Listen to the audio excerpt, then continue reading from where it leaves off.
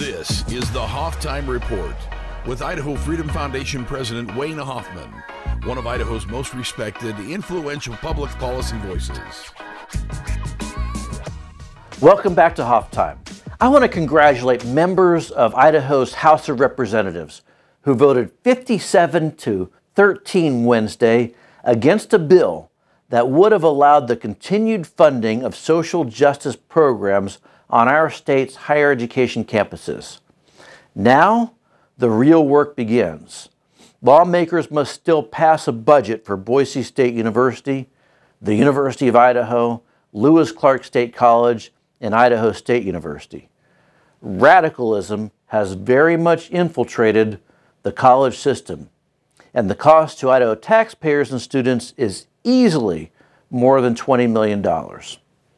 That figure includes funding for gender equity and LGBTQ offices, myriad classes and lessons on diversity and inclusion, teacher trainings built on critical race theory. Lawmakers must instruct Idaho schools that no public funds should ever be used for social justice enterprises.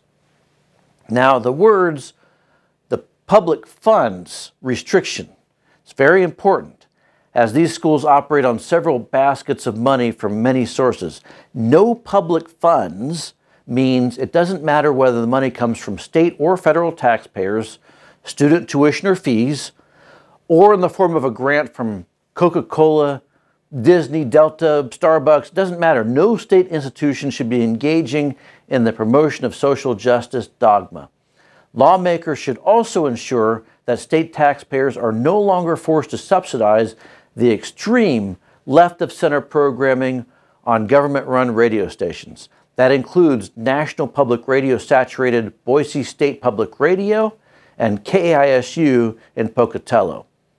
They should also provide the State Board of Education with explicit instructions to reduce tuition and fees for the 2021-2022 academic year, as well as begin the process of allowing students to opt out of paying fees for programs they do not use. This is no time for lawmakers to be timid. Already this year, as lawmakers debated indoctrination on Idaho's college campuses, students at Boise State had to sit through a lecture in which a professor gave credence to the idea that white people should be held as slaves in retribution for historic black slavery.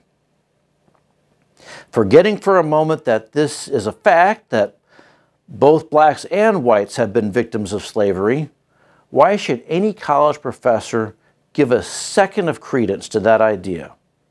That in the interest of fairness, we should subject people to violence, oppression, and other indignities merely for the crime of being white. And why should taxpayers and students be forced to pay thousands of dollars so that young minds can be filled with this trash? This is what passes for normal at Idaho's institutions of higher learning. Entire classes, often mandatory courses that have little to do with nothing that the students are trying to study, are being used to indoctrinate students into worshiping at the altar of wokeness. Here in Idaho and nationally, young minds are compelled to seriously consider the most asinine theories and concepts, such as critical race theory, that they've been hidden away from the idea that they're just descendants of slave-owning white people who have built an entire world and culture around heterosexual monogamy, patriarchal views of the world. Students are quite literally being conned into believing they are seeing the inhumanity of a society built on racism thanks to helpful state government employees known as professors and institutions known as universities who have shown them the light. It's obvious that at least many members of Idaho's House of Representatives realize what's going on. The gig is up, and based on the vote Wednesday, they're ready to do something about it, thankfully. Thank you for watching. You've been listening to the Hoff Time Report with Wayne Hoffman. Be sure to visit idahofreedom.org for Wayne's articles, IFF research, and show notes from today's episode.